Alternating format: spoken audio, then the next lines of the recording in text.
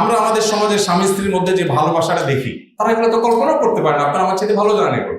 তাদের ব্যাপারটা বেশিরভাগই হলো অনেকটা রুমমেট বা ম্যাচমেটের মতো, যে ঠিক আছে আমি ইলেকট্রিসিটি বিল দিচ্ছি, তুমি গ্যাস বিল দাও, আমি পানি বিল দিচ্ছি, তুমি বাজার খরচের টাকাটা দাও। এ হলো তাদের অবস্থা। আমাদের পারিবারিক জীবনে যত অশান্তি থাকুক না কেন, দিন শেষে একজন স্বামীর সাথে একজন স্ত্রীর যে বন্ডিং, যে ভালোবাসা, এটা আসলে তারা কল্পনা করতে পারে না। এই অধঃপতনের পরও এখনো সন্তানরা বাবা মাকে যতটা ভালোবাসে, বাবা মার সন্তানকে যতটা ভালোবাসে, তারা তো এগুলো চিন্তা করতে পারে।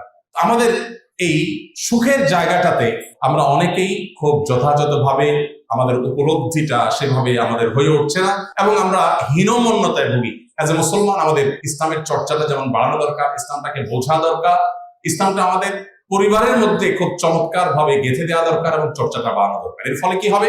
আখিরাতের শান্তি তো পরে, আল্লাহ বলেছেন ওয়াল আখিরাতু খায়রুম ওয়া আবকা, সেটা তো পরে আসবে।